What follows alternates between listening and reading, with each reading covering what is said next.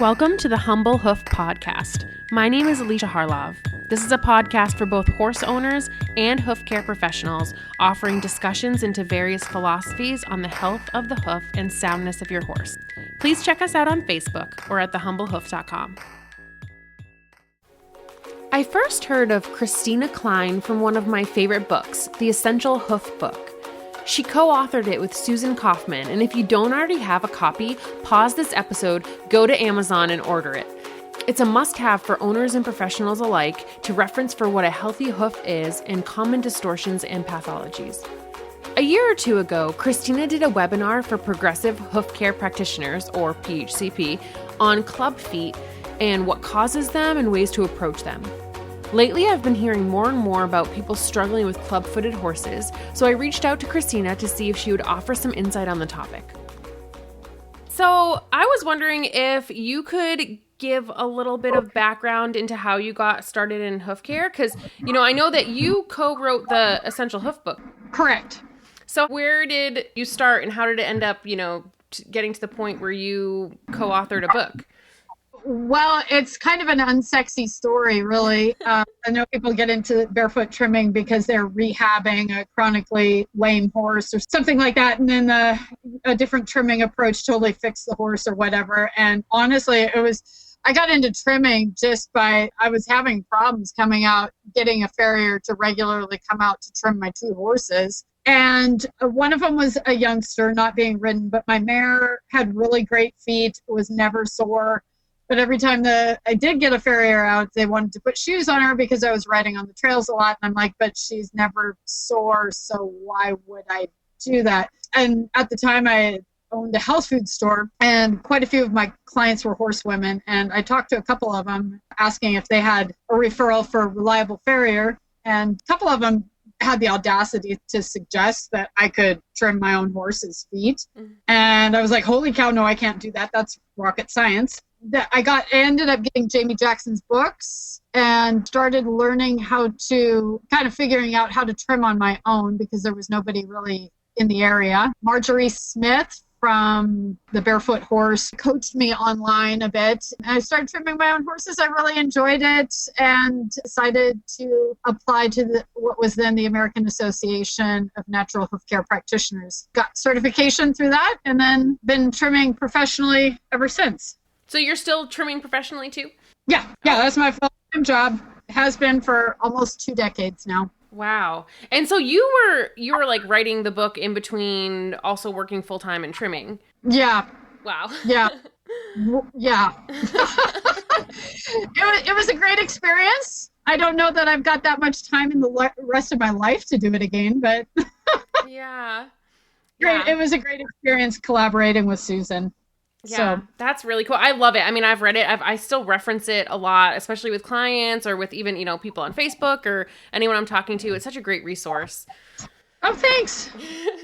Awesome. So I see a handful of horses that have really upright feet or, some that actually have like true club feet. And so I saw that webinar that you did with PHCP and you did such an awesome job of sort of getting to the nitty gritty of club feet and the different kinds and what causes it and how to help them. So I was wondering if you could just talk a little bit about that today. Of course.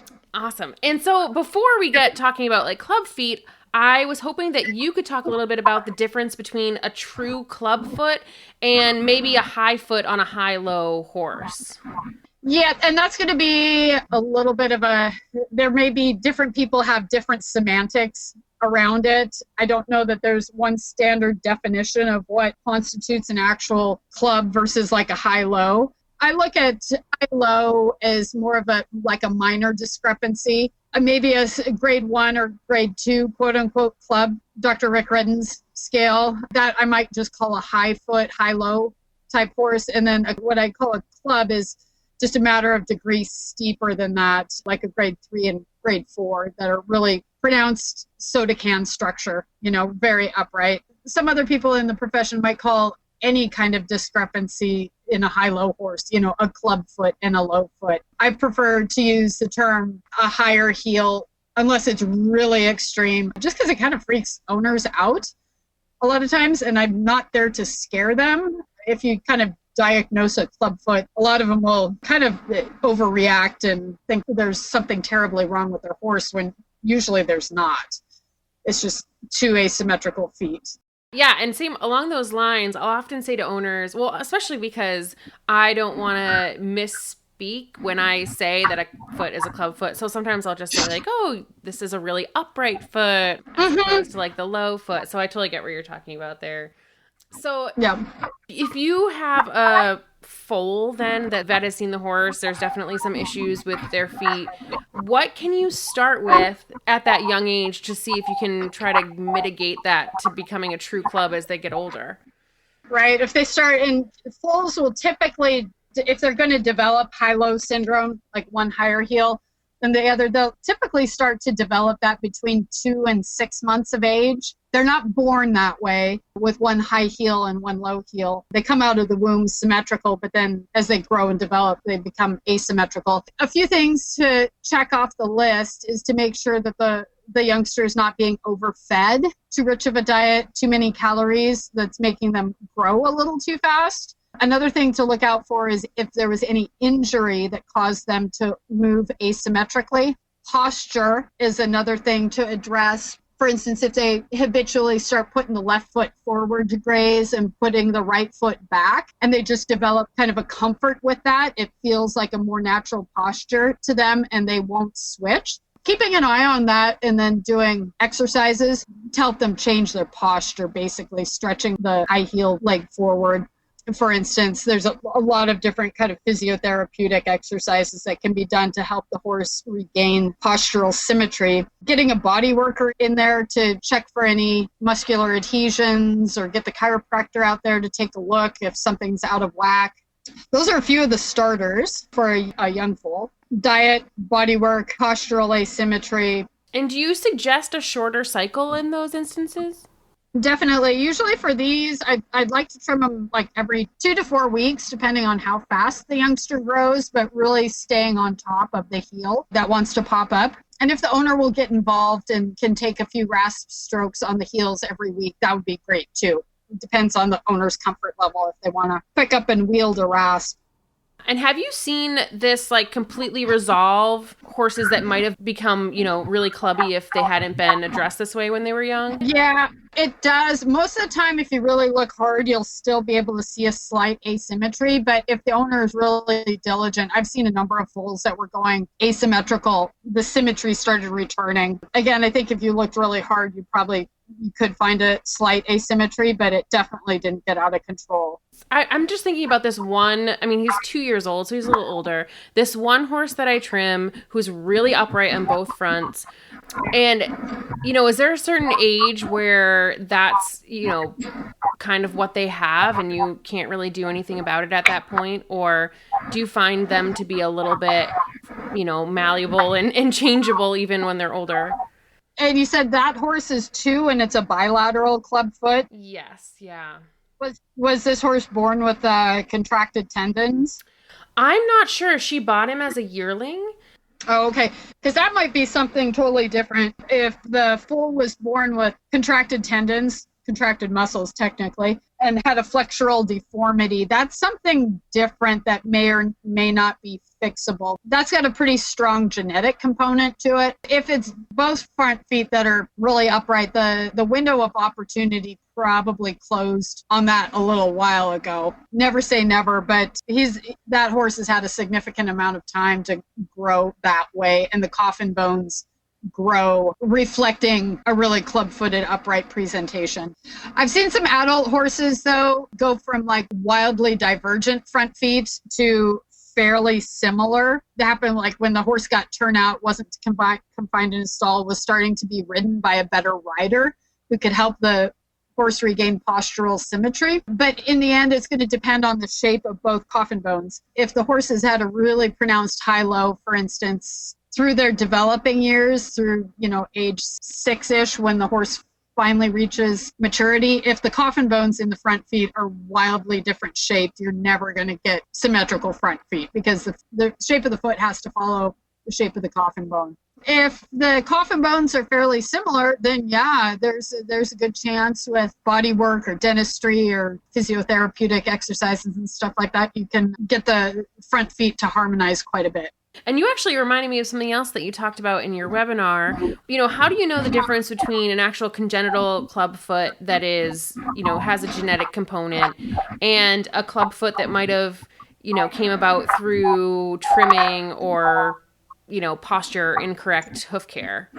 Good question. If the foal is born with contracted tendons or you get a bilateral club foot, there's probably the horse came out of the womb that way. Pretty strong genetic component there, I think. When they develop an acquired club foot like high-low, I don't know that there's any published research proving this, but most of the time you'll see a high-low horse had a high-low parent. Either the sire or the dam had asymmetrical feet. And oftentimes the offspring will develop it. So whether you can prove absolutely that that's a genetic component or if it was something else, it could be so many factors that it's probably hard to really tease it all apart and say for absolute certainty, like what percentage is genetic and what percentage is environment. And I do want to talk a little bit about trimming club feet, but before we do that, can you mention a little bit about, you kind of referenced it earlier with Dr. Redden's work, but the different grades of club feet? Yeah, there's there's grade 1, grade 2, grade 3, and grade 4. And a grade 1 club foot, it's part of the grading scale. Well, actually, this is a lot easier done visually to portray a photo or a sketch of the differences. But basically, if a horse has a grade 1 club foot, that foot, the higher heeled foot, is going to be maybe 2, 3, 4 degrees steeper than the other foot. If it's a grade 2 unilateral club, it may be more like 5, 6, 7 degrees steeper than the other one. Grade 3, you're probably looking at about 10 degrees steeper. And then grade 4 is just like a completely vertical foot. And the degree of clubbiness, too, can also be seen a bit in how much dorsal flare there is in the toe. Grades 1 and 2, if the feet are well trimmed, you probably won't see any dorsal flare in the toe. Grades 3 and 4 are going to have much more flare in the toe despite really good trimming. The hoof is just too steep. It's like physically makes the toe bend a little bit despite the best trimming in the world. So when you come to a foot that's more upright or a club foot, so my biggest fear when I'm trimming these guys is, I offer them a forward stretch. I try to see how much they're willing to stretch those muscles and really lean into that stretch to know how much heel to take. But I'm always a little nervous when I trim that I'm going to put the foot down and the heel's going to be off the ground. So I tend to, start more conservative, but what do you do when you're going up to a horse with a club foot to take into consideration, before trimming? Yeah, well, one of my favorite tricks is just when you bring the foot forward, not just stretch it, but see if the horse can really straighten out the knee so it locks straight. And if the knee won't lock straight, you're probably going to have to stay conservative trimming the heels down. If the horse can really lock the knee straight, that usually means there's more flexibility in that limb, in the muscles, and so you can take the heel down a bit more. Another way to experiment with how much heel height you can take down is to put a wedge under the toe, actually, and see if the horse can stand on the limb with a wedge under the toe, kind of like propping up the front part of the foot. And if you put, like, say, a 5-degree wedge under the toe and ask the horse to stand on that foot, and they seem uncomfortable, then you need to go easy on reducing the heel height. So those are a couple tricks that can help you determine in advance a bit if you need to go easy on the heel or if you can take it down more aggressively. You can also watch the horse walk.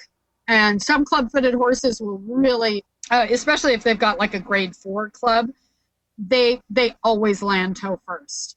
And so, if the horse is walking, if club-footed horse is walking and they're landing on their toes already, you're not going to be able to take the heel down very much. If they're walking and they can land heel first on that club, then they've got the flexibility in there to have some of that heel removed. We as hoof care providers often focus so much on the feet. If you've listened to my other podcast episodes, you probably noticed that I tend to delve into the whole horse and what's going on higher up that could be affecting the feet. Something that is really important in these high-low or club-footed cases is bodywork and stretching. I'm sure this is really individual to the horse, but is there anything that you do that you feel you see consistent improvement with in club feet? Like, do you rocker the heels? Do you just do you take them down to sole plane? Do you leave a little more heel to give them, and take their breakover back to ease the tendon tension? Actually, the biggest thing is a good body worker to me, because basically all of these asymmetrical horses generally have wadded up shoulders, really asymmetrical shoulders, and if the whole rest of the horse's posture is out of whack, you're going to be limited in what you can resolve via trimming alone. Anyway, that's my first go-to, is just making sure that if the owner's up for it, to have a good body worker, do a thorough comb over of the horse. That can help a lot. Also, things like dentistry. If the horse has a really lopsided mouth, you're probably not going to be able to make a lot of permanent headway on the feet either. So, but that said, when I work trimming-wise, assuming the horse has decent sole thickness, in general, I like to keep the breakover back, and I will rocker the back of the heel. Kind of bring the heel down to a height that the horse likes, but then bevel the back of the heel to kind of remove some of that excess material that can pop up faster in a growth cycle. Trimming's important, but getting to the postural problem, I think, gets more to the root of the issue for most of these horses. When I'm trimming club feet, I've, thought about how ideally, if you're bringing the breakover back, it should help them with that tendon. But then, obviously getting in my own head, it just makes it look like you're making the foot so tiny and short visually when you're standing above and looking at it. Mm-hmm. I want to make sure I'm doing the right thing and actually trying to ease that breakover for that tendon. Yeah, easing the breakover, I think, is critical, even if the foot does end up looking smaller. Because if you don't ease the breakover, you really start getting an upright foot will start flaring in the toe area real easily, and then you just end up with a ton of flare. So yeah, I always keep the breakover back, unless the horse has super thin soles and you can't be too aggressive on it, obviously. But if you can't keep the breakover back, because that will, as you said, you're correct, it will reduce the pull on the tendon and muscle apparatus. So how much have you seen improvement, like, talking about the grades? I think you talked about this in your webinar too, is that you might be able to improve it a certain amount, like at the grade of the club a certain amount? Yeah, I've seen like grade 1 clubs, high-low horses, the club totally disappears with trimming, body work, good riding. I've seen those completely disappear. And grade 2 clubs can also almost disappear. When you're talking grade 3 and 4, though, I think by and large, the coffin bones are really going to be affected. And the coffin bones are going to be really mismatched in their shape. The only way to prove that is to get x-rays, of course. When you're talking about a grade 4 club, there's probably so many things, so many other factors going into it that you're probably just not going to make any headway carry it on a grade 4, maybe a little bit. But a grade 3 club, you're probably dealing with 2 really asymmetrical coffin bones, and you might be able to get a little bit more symmetry, but there's going to be a physical limit to that because the bones are different. Results can vary based on the coffin bones. Yeah. And actually that made me think of, so I'm trimming this little mare. She's really sweet. And she has, like, again, 2 upright feet. I just met her 2 cycles ago. And this last trim I did, she actually had, was trimming that toe back, and she had a little bit of, like, lamellar wedge at the toe. And so I assumed that, she's very overweight, and I assume she's metabolic, but I assumed that was more of a mechanical rotation, or will a higher grade club always have some mechanical rotation? Almost always. Yeah. A grade 3 or grade 4 club, you're probably going to be fighting mechanical rotation the whole time, trying to minimize mechanical rotation. And let's just say she's a normal weight, and you take out any chance of laminitis in there. If you got really upright feet with quote unquote rotated coffin bones, the end result is likely going to be the same in terms of damage to the coffin bone over time. Now, the horse isn't in pain from laminitis when they've just got a club foot because there's no inflammation going on inside the foot and stuff, but the coffin bone is pointed too vertically. It's pointed too much straight down, and there's just too much weight being borne by the tip of the coffin bone in relation to the back part of the foot.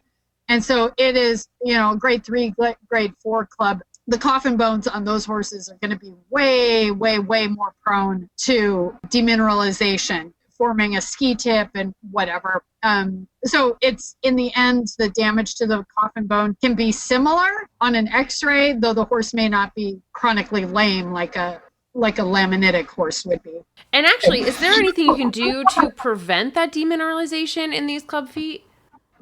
Yeah, with really club feet, really upright club feet, I wouldn't make them live on a hard rocky surface. I keep them on a softer surface that can really conform to the bottom of their feet, just so that there's less concussion. The hard ground isn't able to pound the bottom of their feet so much. I think that's going to help the coffin bones last longer. I definitely wouldn't jump a horse like that. Make sure they're used more for lighter pleasure riding or arena work or something on a soft surface where they're not landing hard. And then if they seem to have thin soles, I would keep glue-on boots or composite shoes on them or something with maybe some packing material just to cushion the bottom of the foot as much as possible to prevent as much concussion to the tip of the coffin bone. Just baby those coffin bones. Just baby them. Yeah. Is there anything that owners can do to help? I mean, in terms of stretches or obviously having a body worker out? Yeah, stretches are really helpful, especially, the club-footed side. That shoulder is not going to want to stretch forward as much. Stretches are going to help. Also, for instance, if a horse has a club foot on the right, they are almost always going to prefer to go in circles to the left. A lot of times we subconsciously or unconsciously don't even realize how often we let the horse go in their preferred direction. It's just Fluffy likes to go to the left better, so it's easy, we just do this, when actually it's Fluffy actually needs to learn how to go to the right better. And if they start being able to circle to the right in a better, more balanced way, that can also help that right side stay more limber, stay more dexterous, be used more symmetrically with the other side, etc. The way the horse is ridden or exercised by the owner can have a huge impact. Yeah. If they're up for even doing stretches, because sometimes I know people have a limited pocketbook. Those kind of things body work might just be a luxury that can't be afforded. But if the owner's really interested, having them start doing stretches, teaching the horse to bow or something like that, the horses really like it. They enjoy it. And it's free for the owner to do. Possibly bringing to their awareness too, well, does your horse has a club foot on the left? Does your horse, when you ride in an arena, is it hard for Fluffy to go to the left? Well, you might want to work on that direction more, and that might help your horse minimize the high-low discrepancy in their feet. So trying to bring those positive things that the owner can do to their attention, the positive things that are free or cheap for them to do to help. And then if they see some changes working with stretching and stuff, they see some positive changes in their horse's feet from that, then they might be more willing to experiment with body work, etc. There can also be some great videos on YouTube on stretching and things like that might get them inspired. But yeah, there's only so much you can do if the horse has, high-low foot and the owner won't get on board with anything. Then we just get to do our best and manage. Yeah. I know. Sometimes I just want it to be I just come in and, do a magic fix, but yeah, that's not the case. I wish there were magic rasps that we could hand out to everybody who works on horses' feet. Yeah. But yeah, I haven't seen that yet. I know. That would be nice. Sometimes just like, but it really is, especially for the grade 1 and grade 2 clubs. It is amazing what we can do to.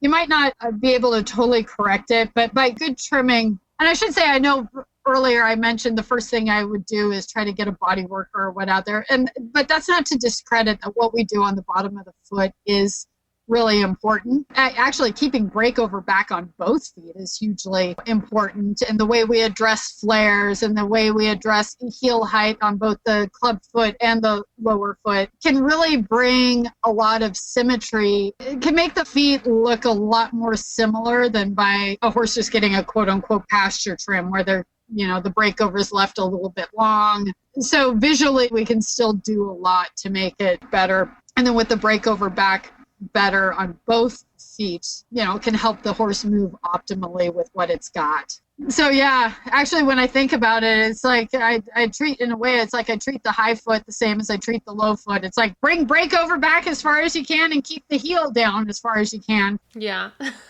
Awesome. Yeah, I think this has been really helpful too, even if just to kind of reiterate some of the things that you said during that webinar, which I thought was so great.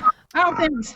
To me, honestly, talking about club feet is just fascinating because it's such, these high-low horses and stuff. It's just that kind of common thing that we can help so much, and it impacts the whole horse, and you can start unraveling these things like bunched up shoulders or blah blah blah, and you just can see the feet just morph before your eyes, except for like the grade 4 clubs, which are just kind of hosed by and large.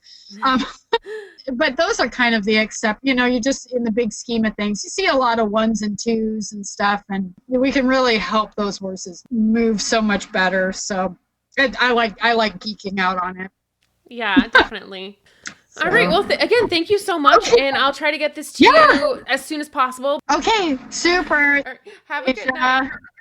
Thanks. You too. Bye. Bye. I always say that I'm slightly more hoof obsessed than the average person, and chances are, if you're listening to a hoof care podcast, you are too. So we should probably be friends. Feel free to find me on Facebook or email me at thehumblehoof@gmail.com.